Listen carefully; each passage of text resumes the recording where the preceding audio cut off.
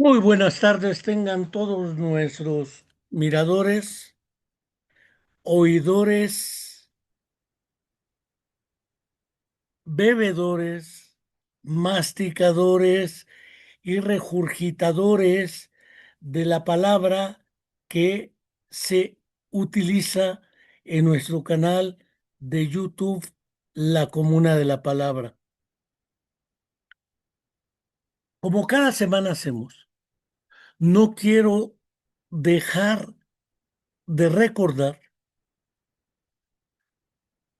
que se ha cumplido, ya prácticamente vamos a terminar noviembre, entraremos a diciembre a galope, terminaremos este año, primer cuarto del siglo XXI, iniciaremos el siguiente año y la promesa de entregarnos la verdad histórica sobre la desaparición forzada de los 43 jóvenes de la escuela normal rural Raúl Isidro Burgos de Ayotzinapa en Tixla de Guerrero, hace más de 10 años, sigue pendiendo como una deuda histórica que el gobierno del entonces candidato Andrés Manuel López Obrador a la presidencia de la República nos dijo que entregaría. Terminó su periodo de 6 años. No tenemos la verdad histórica ni la verdad a secas. Entró el gobierno de la doctora Claudia Sheinbaum Pardo y tampoco tenemos la verdad histórica ni la verdad a secas. Ya no digo la justicia transicional y no sabemos nada. No quiero tampoco dejar de enviar un fraterno saludo a nuestra querida amiga Angélica Rodríguez Monroy, mamá de Viridiana Anaid, alumna de nuestra Facultad de Psicología, desaparecida también en contra de su voluntad hace más de 13 años. Su pareja sentimental asesinada en el lugar de los hechos y no tenemos ni la verdad histórica, ni la verdad a secas, ni la justicia, ni nada. Vaya un abrazo fraterno para Angélica Rodríguez Monroy.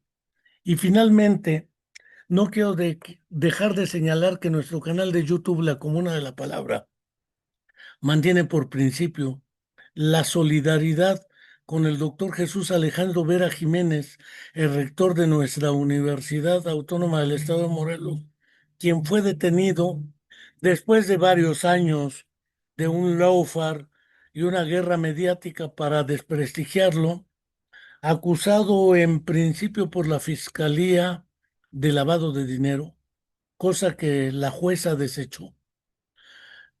Y finalmente lo acusaron de asociación delictuosa que hoy le llaman pertenencia al crimen organizado. Nosotros como canal creemos en la honestidad y en la, digamos, transparencia del manejo de los recursos que de la universidad se hicieron. Y naturalmente en la inocencia del doctor Jesús Alejandro Vera. Vaya un saludo y un abrazo fraterno para él y para su familia. Esta ocasión, como ustedes pueden ver, tenemos una invitada de luxe, Nancy Angélica Cruz Montoya. Es ella una mamá de una persona que presuntamente tiene un diagnóstico de algo que ella nos va a platicar. Y para algunos el diagnóstico clínico, lo que se llama la deficiencia, el déficit o la alteración de la función, es la discapacidad. Y ello no es así. Pero ahorita nos vamos a meter más en ese asunto para que ella nos platique de voz viva. Ya después, no quiero dejar de anunciar que estamos trabajando un libro que se llama algo así como eh, Aproximaciones familiares por los cuidadores primarios y personales a la discapacidad.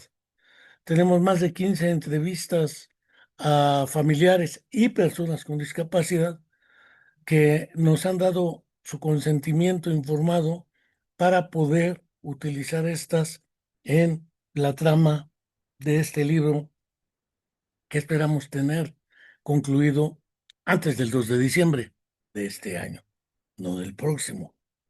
Entonces, no quiero dejar de agradecer a Nancy Angélica Cruz Montoya su tiempo, su generosidad y su participación. Muchas gracias. Muchísimas gracias, Enrique, por la invitación. Y antes de darle la palabra, no quiero dejar de plantear algunas cuestiones que enturbian un poco la discusión sobre la cuestión de la discapacidad. Como sabedores somos, cada periodo de tiempo se busca un término para clasificar e incluir dentro de dicho término un conjunto de personas que, pese a sus diferencias, poseen un rasgo que las hace comunes. Si mi memoria no me traiciona, hubo un tiempo en que a las personas que hoy se les llama personas con discapacidad, se les llamaba lisiados. Hubo otro tiempo en que se les llamó minusválidos, inválidos. Hubo otro tiempo en el que se les llamó impedidos. Vamos, hasta la Organización de las Naciones Unidas propuso, aparte del manifiesto por la promoción del derecho de los impedidos, un decenio de 1982 a 1993 denominado el decenio de los impedidos. A partir del 93 se le cambió el término por personas con discapacidad.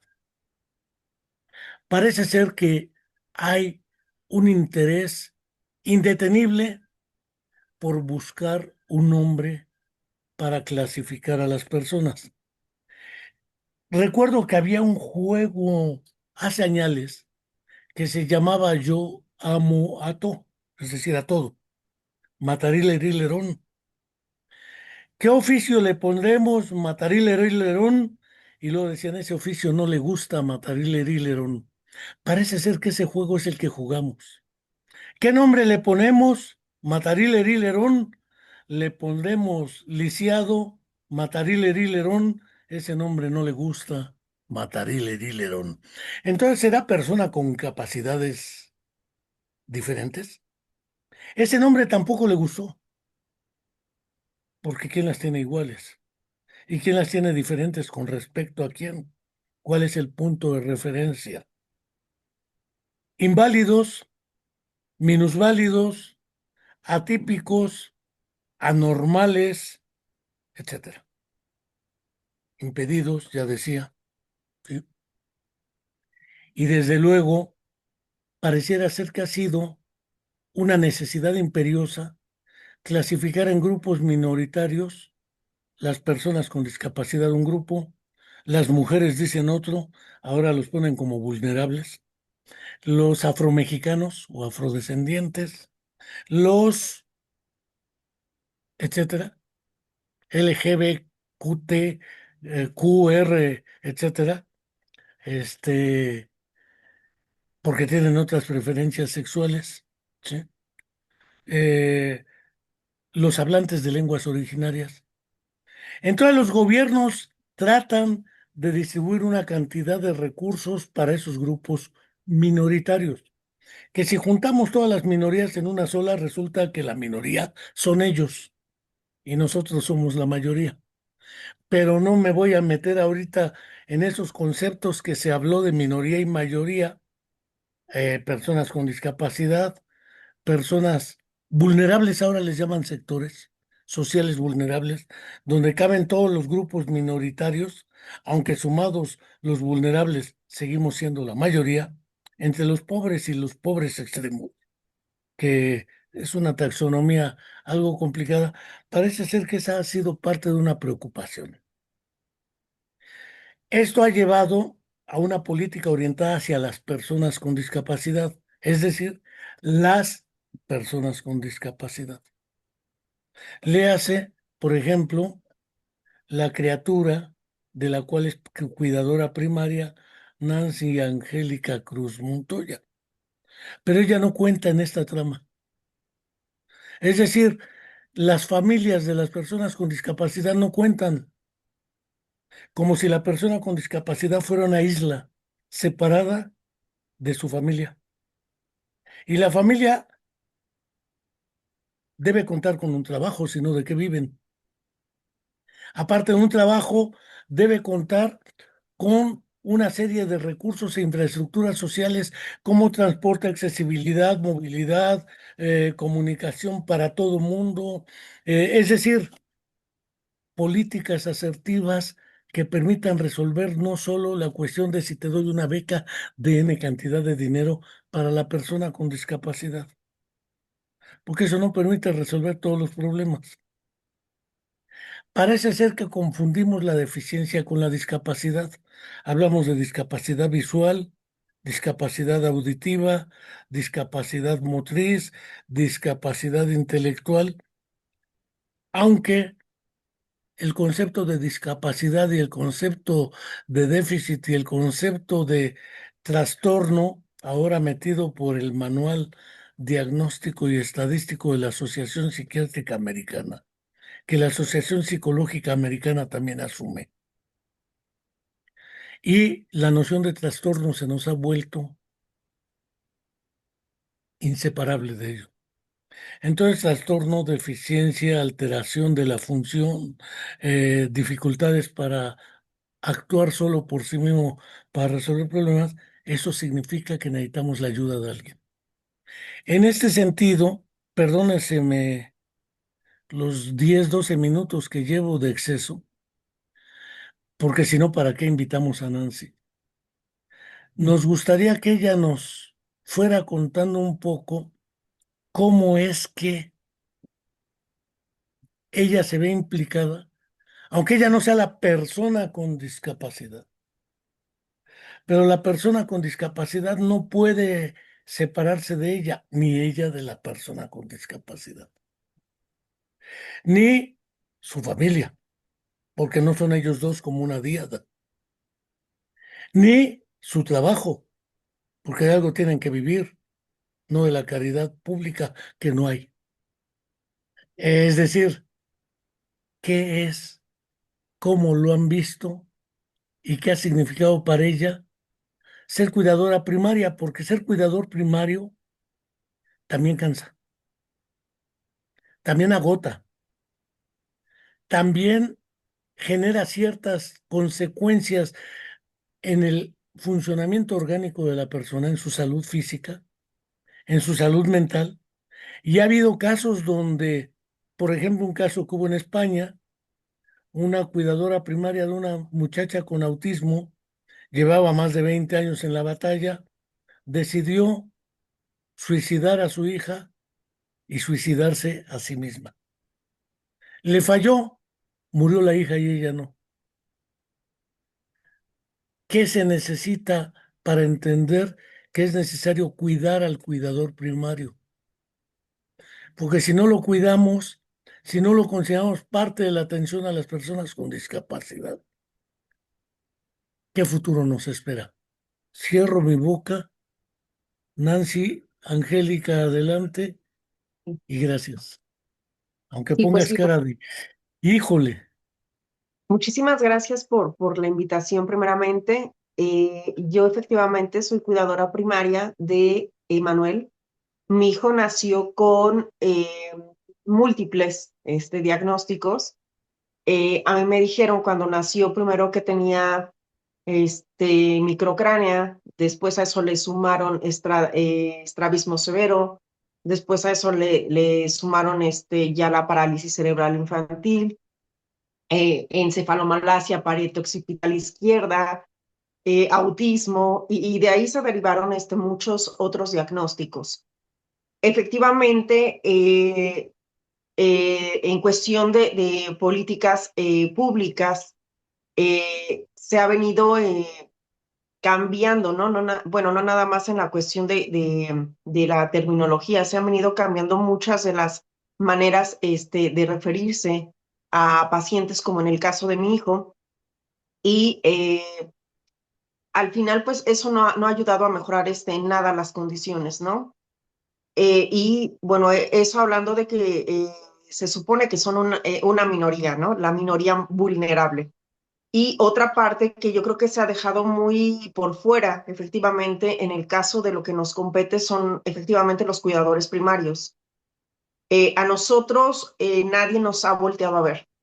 Yo creo que han volteado medianamente a ver como que a las personas con discapacidad, pero nosotros somos invisibles, somos la parte como que está atrás del telón. Eh, y somos una pieza fundamental para que muchas de las personas, en este caso también muchos de los niños que tienen algún tipo de discapacidad, pues sobrevivan y vayan funcionando día con día. Entonces, nosotros sí efectivamente hemos sido invisibles, hemos estado trabajando de manera ardua, como bien lo dices, Enrique, incluso en cuestiones de laboral. Muchos de nosotros pues no tenemos a lo mejor el recurso que cumpla o satisfaga todas las necesidades. En este caso, por ejemplo, hablo de mi hijo y tenemos que ir a trabajar y tenemos que buscar quién a lo mejor nos pueda apoyar cuidando. Bueno, En buenas ocasiones, ajá, antes de seguir, quisiera hacerte unas dos preguntas que son fundamentales. ¿Hace sí, cuántos años nació Emanuel? Y dos, Emanuel, ajá. cuando nació, ¿te explicaron qué podrías hacer, qué significaba para la vida de él, para tu vida, o no te explicaron nada? Ok. Emanuel nació hace 14 años, justo el 19 de diciembre se cumplen esos 14 años. Y lo que me preguntabas ahorita de si alguien me explicó cómo tendría yo que actuar para con Emanuel cuando me dan los múltiples diagnósticos, no. Nadie me dijo cómo tenía yo que actuar. A mí, yo creo que la vida misma es la que me ha ido medianamente enseñando cómo tengo que ir estableciendo ciertas herramientas para con Emanuel porque Manuel es una persona que requiere el cuidado en todo momento. Requiere de que se le dé de comer, requiere de que se le laven los dientes, requiere de un cambio de pañal. Entonces es una persona que requiere de una asistencia 24/7 durante todos los años, ¿no? Pero a mí jamás un médico me dijo, ¿sabe qué es? Que tiene que hacer esto o esto. Yo tuve que ir enfrentándome a observar las necesidades que tenía Manuel para entonces yo ir implementando ciertas estrategias para con él. Por ejemplo, ¿no? Al día de hoy, algo que para mí es bastante complicado es la cuestión de repente, los atragantamientos, ¿no? O la cialorrea excesiva que él tiene, para lo cual he tenido que implementar ciertas cosas. Yo si voy a un médico, las posibilidades a lo mejor de tratamiento o el modelo médico que a mí me quieren implementar es como de más medicamento, pero nunca de a lo mejor de alguna estrategia de la que yo me he tenido que hacer valer para poder solucionar ciertas situaciones.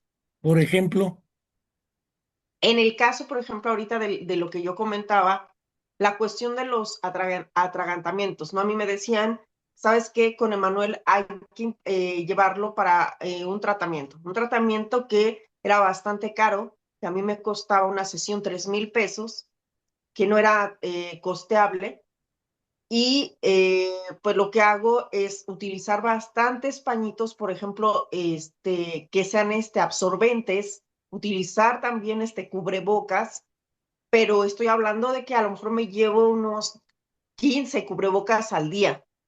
Los pañitos es a cada rato estar cambiando. La cuestión, por ejemplo, del atragantamiento es algo que hay que estar observando durante todo el día prácticamente, de estar teniéndolo colocado de una manera erguida, de estarle cuidando para que, bueno, él mismo no se vaya a broncoaspirar. Pero definitivamente a mí, a lo mejor otras propuestas que pudieran hacerme de parte de la cuestión médica, pues no ha sido así como que muy favorable. o son cosas que determinada o de determinada forma no son totalmente costeables, ¿no? No se salen del presupuesto familiar. Tiene 14 años prácticamente Emanuel, que por lo demás es un Ah, nombre bíblico, sí. eh, lo cual significa que tú eres por lo menos católica o cristiana. Pero Sí. eso también, porque cuando recibiste el diagnóstico, ¿qué pensabas? Decías, ¿por qué, Dios mío, por qué a mí, la vida no vale nada? Qué desgracia la mía.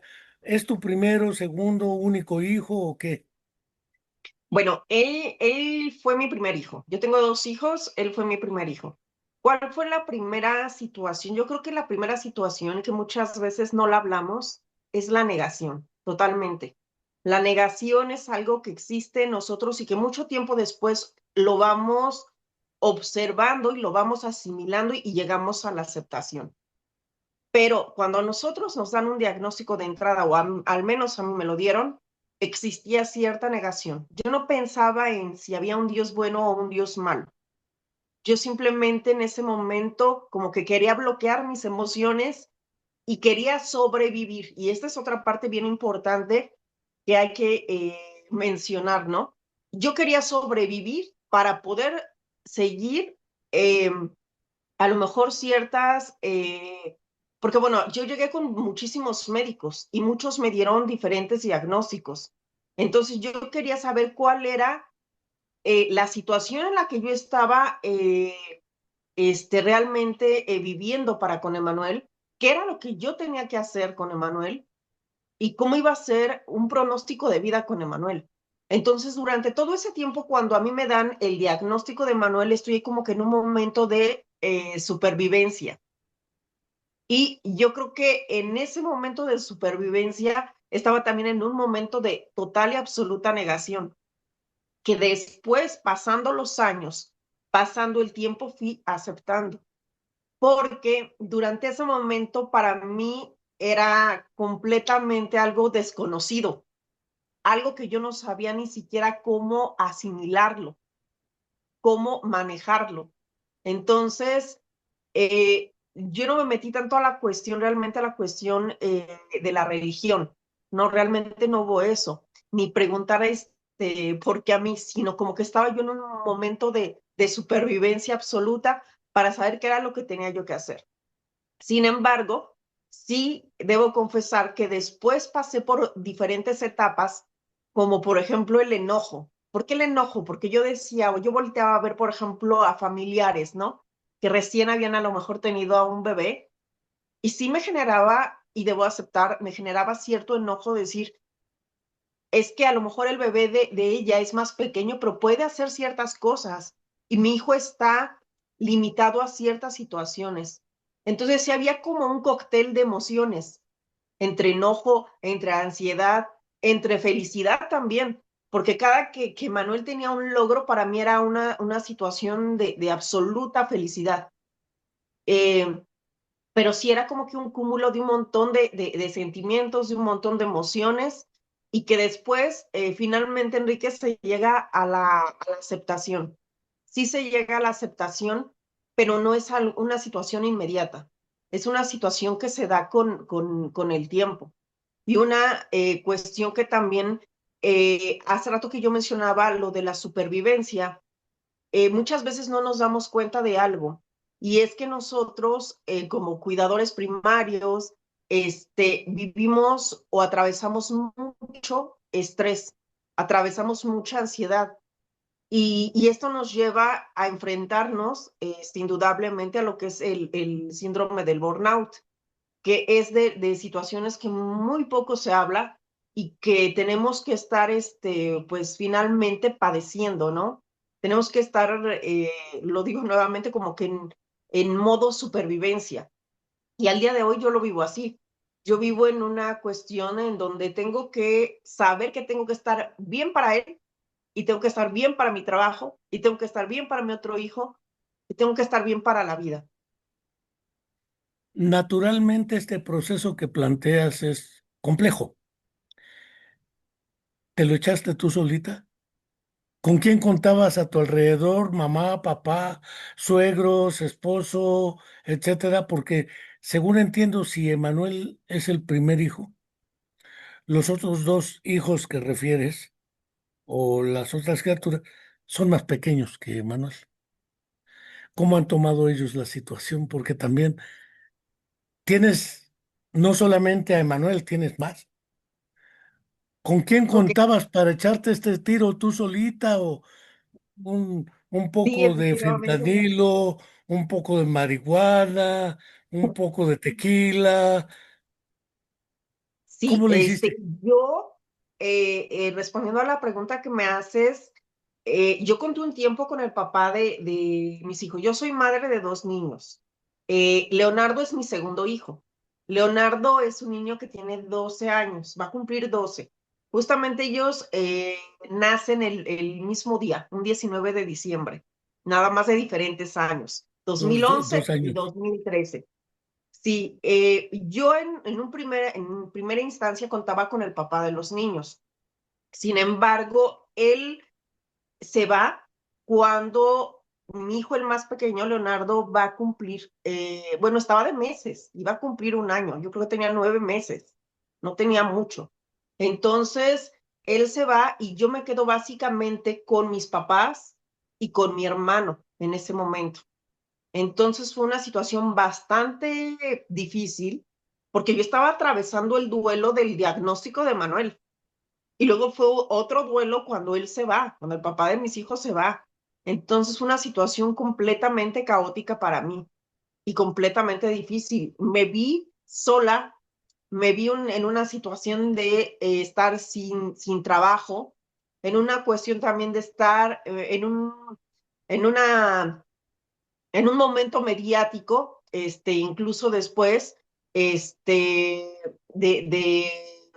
una cuestión de pensión alimenticia, que fue un desgaste tras un desgaste tras otro desgaste, ¿no? Y sí, con los que yo contaba, pues era prácticamente con mis papás, y con mi hijo, ¿no? Pero mi hijo, pues bastante pequeño. Eran básicamente mis papás y mi hermano.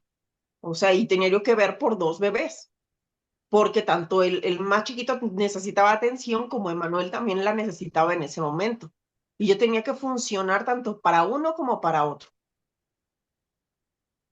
Al día de Ahora, hoy, ajá, bueno, al día de hoy, Emanuel, sí, sí, síguele, el día de hoy. ok, al día de hoy, respondiendo a la pregunta de lo que me haces referente, porque eso también es muy importante, a cómo lo toman, ¿no? Cómo lo toman. Yo creo que a lo largo de la vida de Manuel, mi familia tomó ciertas responsabilidades en su momento. Por ejemplo, para ponerte un ejemplo, mi hermano en algún momento lo llevaba a terapias y en ese sentido me apoyaba. Mi papá fue en otro momento, mi mamá en otro momento me apoyaba a cuidarlo, pero al día de hoy mucha de la responsabilidad ya totalmente recae en mi hijo y en mí.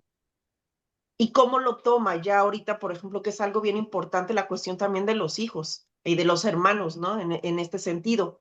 ¿Cómo lo toma mi hijo? En ocasiones mi hijo llora y se desespera, el más pequeño, porque también él me ha dicho, mamá, yo siento la responsabilidad de Manuel, siento que si a ti te pasa algo, yo seré quien de alguna manera se quede para cuidar a Manuel. Desafortunadamente, y esto es parte de lo que muchas veces no se habla, en la dinámica familiar suceden muchísimas cosas. Antes, quien era a lo mejor como que mi brazo derecho, mi mamá, para a la ayuda de Manuel, sufre de un accidente y entonces queda en un momento sin poder caminar. Y yo soy quien entonces tiene que estar viendo total y absolutamente por Emanuel, buscando quién en algunos momentos me lo cuide, enseñándole a Leonardo incluso ciertas tareas que yo soy totalmente consciente que para su edad eh, es algo que pues él quizá no tendría que estar viviendo y sin embargo lo vive también. Tuve que involucrarlo, ¿sabes qué, hijo? Ayúdame, apóyame y te enseño cómo se cambia un pañal, te enseño cómo se da un medicamento. Y entonces son ciertas situaciones en las que efectivamente también impacta, en este caso de Leonardo como hermano, impacta de una manera muy fuerte. Y existe como que en la persona una situación de corresponsabilidad o de responsabilidad, ¿no? Porque él ya se lo asume como tal. Muchas veces me ha dicho, mamá, yo no voy a tener hijos, yo me voy a dedicar a cuidar a Emanuel. Entonces, si bien es un acto quizá eh, de amor grande, también tenemos que verlo como un acto de, pues hasta cierto punto de sacrificio y de algo que pues no debería de ser, ¿no? Finalmente no debería de quizá de ser. Escuela, ¿ha ido a la escuela, Emanuel? ¿Atención en un centro de atención múltiple, en algún, o es privado todo? ¿Cómo le has hecho? No.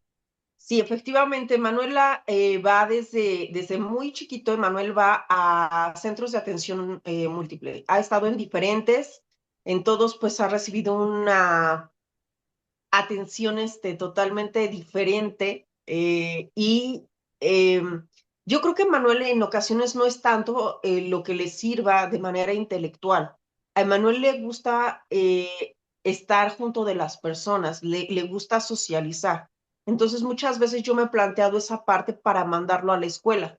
A él no le gusta estar tanto así como que encerrado sin ver a las personas. Sí le gusta interactuar un poquito con la gente y entonces en esa parte me ha ayudado. Ha estado en el Teletón. Sin embargo, a Emanuel hace 2 años justamente lo dan de alta. Me dicen que, bueno, ya no pueden hacer más con él.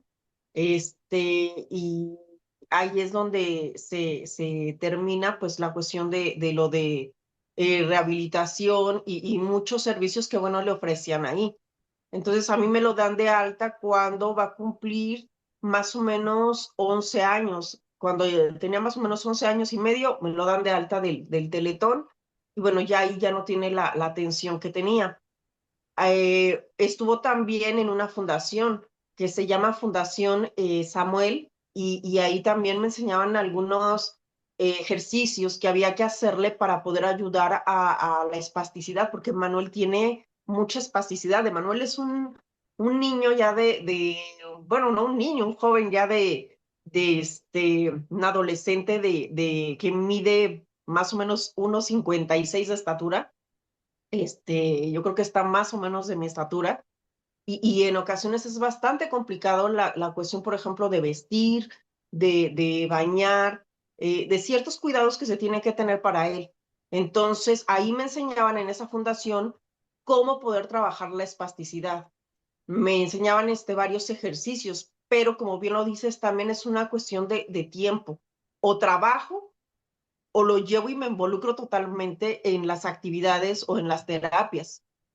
Es una cuestión que muchas veces como cuidadores tenemos que, pues de algún momento que tomar decisiones, ¿no? Tomar decisiones que no son sencillas. O te llevo, por ejemplo, a una terapia o me voy a trabajar.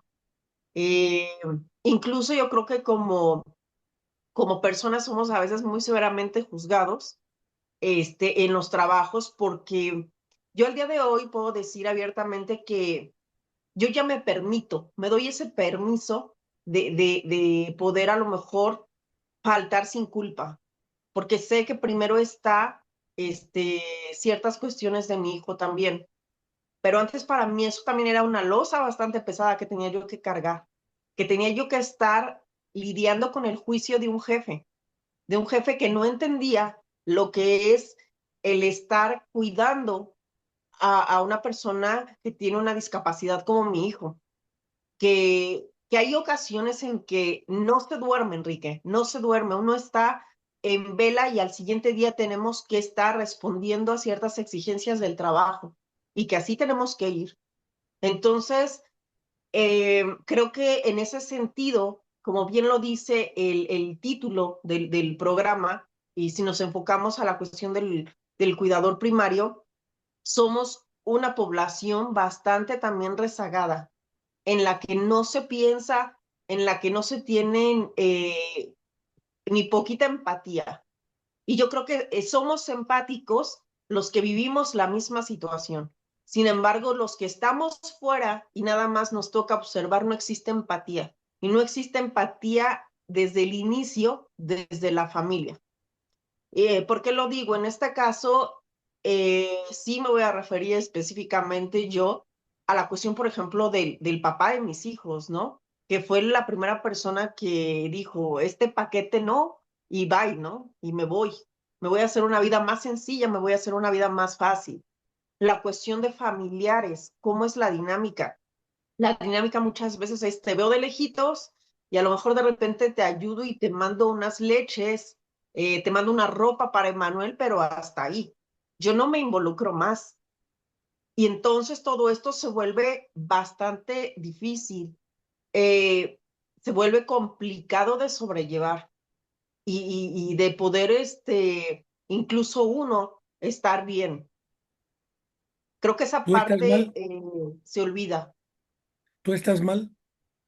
¿Consideras que tienes tus momentos de crisis, te pones violenta con tus hijos, con la gente, muy reactiva porque estás molesta? Hay razones para estarlo, según entiendo. Sí, yo creo que sí, Enrique, total y absolutamente. Eh, yo creo que en muchos momentos he atravesado por el dichoso síndrome del burnout totalmente, y en otros momentos he tenido que hacer como que un manejo y una gestión muy buena de emociones, porque sí, definitivamente hay momentos en los que yo estoy enojada. Estoy enojada por que en ocasiones yo puedo observar mi vida como una total rutina de lo que es el trabajo, de lo que son las cosas que yo ya sé que se tienen que hacer para con mis dos hijos, sobre todo para con Emanuel, y que tengo que, pues, darle solución, poner quizá la mejor cara para mi hijo, el menor, y son situaciones que sí, me hacen enojar y no es tanto que pudiera yo decirte al día de hoy que soy una mujer violenta para con ellos, pero sí soy una mujer que está como que en una situación más o menos como que reactiva. Entonces, y no nada más con la gente cercana, sino quizá también con las personas que de repente se me ponen enfrente y a lo mejor ni conozco, ¿no? Si hay cierta situación de estar como que a la defensiva, quizá pudiera decir yo. Y ahorita, ¿cómo ves el panorama hacia adelante? Digo, ya Eh, va a ser todo un joven, pero pues tú también estás chamaca. Digo, no eres una mujer muy mayor, eres una mujer joven que tiene también otro tipo de aspiraciones, aparte del trabajo y los hijos, y no todo es la familia. Es decir, si Emanuel tuviera, por ejemplo, la beca de discapacidad que da el gobierno, ¿es suficiente? No, definitivamente no. Yo como veo bueno, voy a contestar esta última pregunta y luego la otra. Emanuel cuenta, efectivamente cuenta, por ejemplo, con la beca de discapacidad. Sin embargo, esa beca a mí me puede apoyar quizá a comprar el 50% de medicamentos, nada más. Emanuel gasta al promedio en un día, yo creo como unos 4 pañales. Entonces hay que estar haciendo un gasto para la cuestión de los pañales. ¿Por qué no es suficiente? Y esa parte yo le he planteado mucho cuando he querido quizá llegar a lo mejor a un acuerdo económico con el papá de mis hijos. No es suficiente porque se requiere de un cuidador extra fuera de la cuestión ya económica y de lo que se tiene que comprar, se requiere de una persona extra que apoye. Yo creo que quizás sería de un gran apoyo y de una gran ayuda a alguien que me relevara en ciertos momentos, porque el trabajo a uno pues lo deja ya con ellos y el trabajo afuera lo deja totalmente exhausto a uno. Entonces llega un momento en el que yo he aprendido a diferenciar eso del cansancio y quizás también de la flojera, ¿no? Uno ya como mamá, como cuidador, ya no da para más. Entonces, sí es pues bastante complicado, no es nada más la cuestión económica. O sea, trae implicaciones de otros, en otros aspectos y en otros sentidos, que también son importantes y que no únicamente la parte monetaria lo va a resolver. ¿Y cómo es que yo veo ya la cuestión a futuro?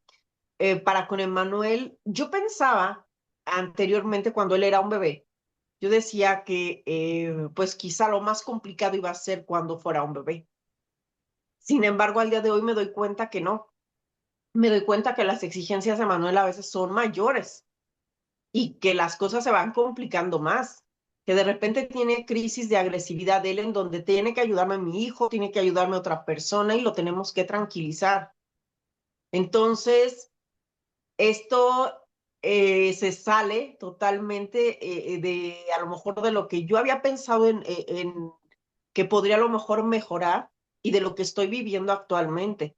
Actualmente Manuel tiene crisis de agresividad en donde es bien complicado tranquilizarlo, en donde efectivamente yo requiero de alguien que me ayude, de alguien que me apoye, de alguien que de alguna manera me asista. Eh, yo he pensado muchas veces en,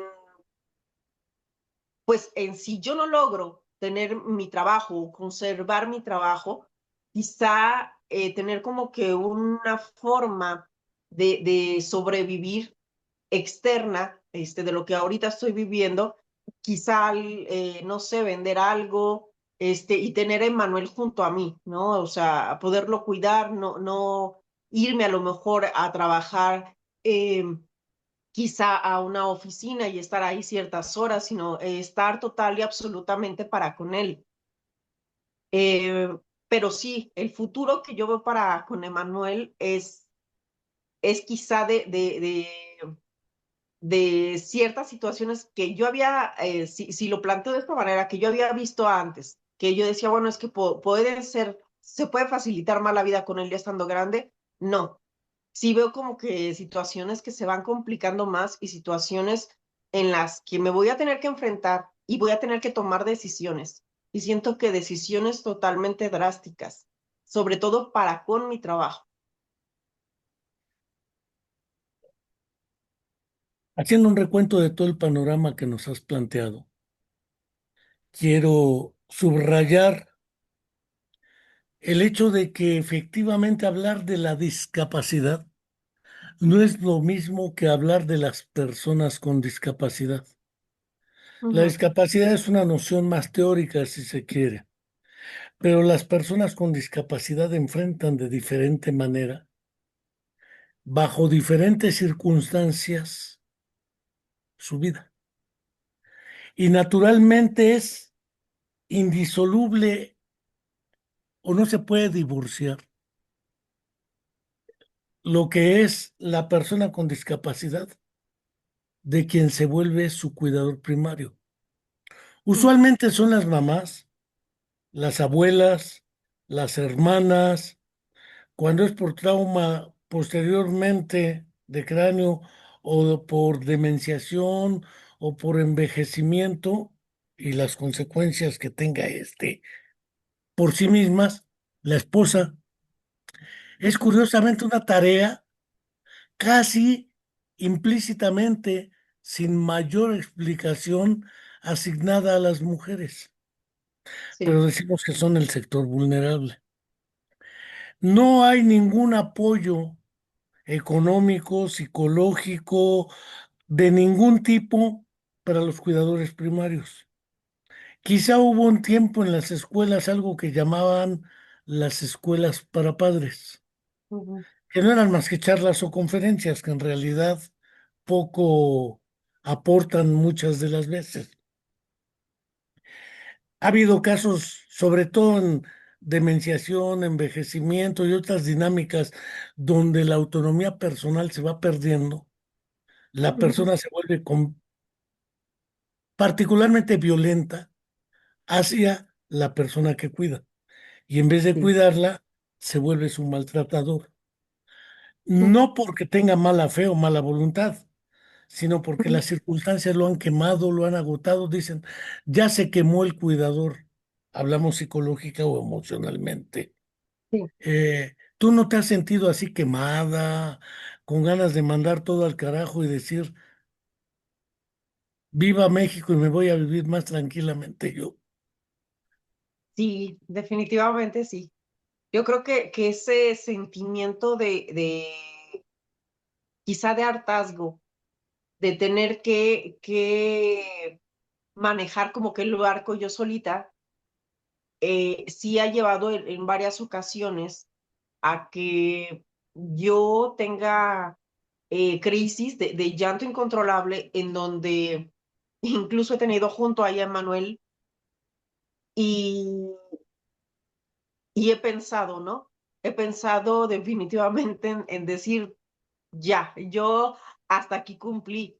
Sin embargo, luego, em, no sé, yo soy católica y yo creo que esa parte sí viene de una cuestión de fe, en donde eh, pues me repongo de esa crisis, eh, pido a Dios que me ayude y salgo adelante otra vez, ¿no? Y enfrento nuevamente la batalla y así me la he llevado, ¿no? Por periodos en donde eh, he estado, sí, siento que he estado triste, he estado hasta cierto punto quizá deprimida y otros momentos he estado con bastante ansiedad, otros momentos he estado enojada y como lo decía al inicio, ha sido un cúmulo de emociones que, que han sido incluso de una manera,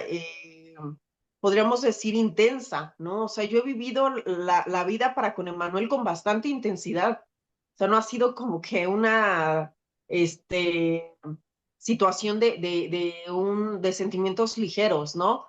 Podría decirlo así, sino todo ha sido intenso, de la tristeza, el enojo, la alegría también, ¿no? Todo ha sido bastante intenso, pero sí ha llegado a mi mente la cuestión de incluso decir, ya, hasta aquí llegué yo, hasta aquí llegó como que mi trabajo como mamá, como cuidadora, y no querer saber de nada, ¿no? No querer saber incluso del mismo trabajo, porque son yo creo que bastantes responsabilidades, bastantes situaciones que efectivamente van dirigidas a una persona y que esa persona no ha sido considerada en lo más mínimo. No se ha pensado en quizá en ciertas, como lo platicábamos, en ciertas políticas que ya no vayan en la cuestión hacia el sesgo, vamos a decir, económico, sino más bien hacia un apoyo, por ejemplo, psicológico, que tuviéramos nosotros esa posibilidad de tener un acceso a una, por ejemplo, una terapia permanente, porque la requerimos. Esa parte nosotros no la hemos visto y yo creo que va a pasar bastante tiempo para poder ver quizá un avance en ese sentido. Creo que muchas veces el hecho de callar bocas o callar minorías se hace con esa situación, ¿no? Sabes que te doy una beca, y ya, ¿no? Hasta ahí llega mi función como gobierno, pero no se ha pensado jamás en otras partes o en otras implicaciones, en otras cuestiones que también son bastante importantes para nosotros. Y yo creo que esa cuestión, por ejemplo, que ahorita planteaba sobre las eh, pláticas y todo eso, sí, en algún momento se dieron. Sin embargo, pues nosotros requerimos de una atención psicológica permanente y es una atención psicológica que nos ha sido negada y que además nosotros pues no tenemos voz. Muchas veces nosotros les damos, en el caso, por ejemplo, yo como mamá de Manuel, yo doy voz a mi hijo, pero ¿quién me da voz a mí? Esa es como que una parte bien importante. ¿Quién me da voz a mí si a lo mejor no se tratan estos temas de manera, este, no sé, como que o no se les dan importancia, ¿no? Estos temas, ¿quién me da voz a mí? Esa parte yo creo que es bastante importante. Naturalmente, ya llevamos 50 minutos, ¿eh? Así que, me gustaría, para tratar de cerrar, Sí. ¿crees que te apoya emocionalmente, psicológicamente, el hecho de haber tenido este programa, por ejemplo, contigo? ¿Crees Sí. que es útil y necesario visibilizar? Porque a veces los diagnósticos clínicos dicen el sujeto X, como si fuera el sujeto una cucaracha, un perro, un gato, es irrelevante, ¿sí? El sujeto X tiene un IDX, impresión diagnóstica, Ujú, déficit intelectual por parálisis cerebral y dijeras malaco, ese terminejo neurológico que usaste, ujú. en términos de una alteración neurológica y craneal. Entonces, ¿crees que es útil este tipo de actividades, tareas? ¿Te ha permitido desahogar, hacer catarsis, sentirte escuchada o qué? Sí, yo creo que este tipo de programas son bastante útiles.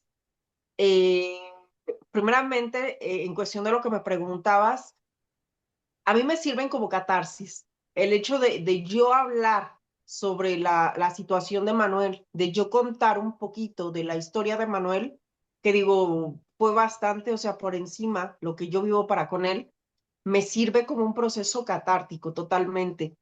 Eh, y la segunda situación que me preguntabas, si son importantes este tipo de programas, claro que sí, porque yo creo que es un tema que incluso si lo podemos googlear o lo podemos buscar, eh, es muy poco, este, no sé, a lo mejor es muy poco incluso la cuestión que podemos encontrar sobre teoría, ¿no? Y también sobre, a lo mejor que alguien vaya y lo busque, ¿no? O sea, casi no se ve sobre este tipo de temas. Por eso yo decía que somos como que una parte de la población que no tenemos voz. O sea, vivimos, sobrevivimos y existimos, pero nadie voltea a vernos. Entonces yo creo que mediante este tipo de programas sí podemos de alguna manera como que alzar la voz y pedir que también nosotros pues seamos vistos, ¿no? De una manera más humana, de una manera más empática y que también nosotros, así como cuidamos, también nosotros necesitamos ser cuidados y necesitamos ser cuidados en muchísimas esferas, ¿no? Necesitamos tener la posibilidad de trabajos en donde la otra persona entienda la situación en la que nosotros nos encontramos.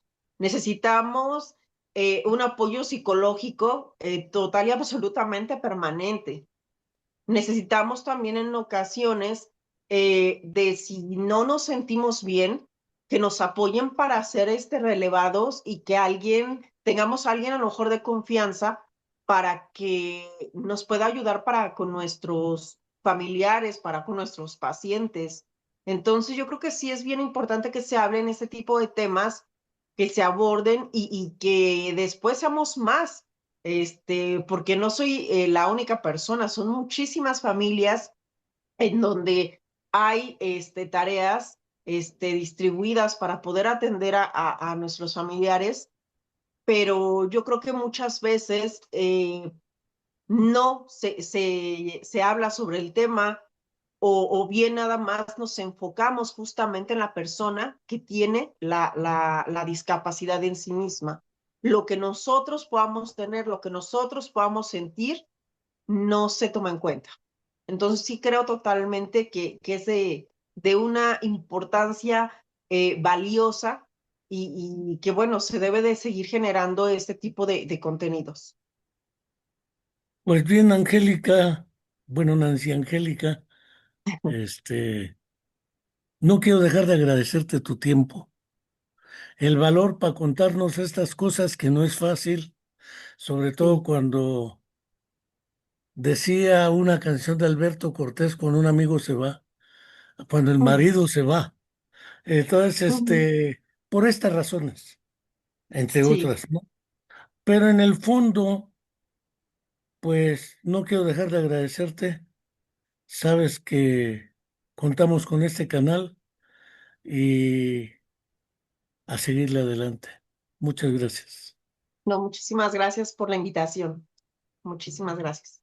Y muchas gracias a nuestros seguidores. Hasta la próxima.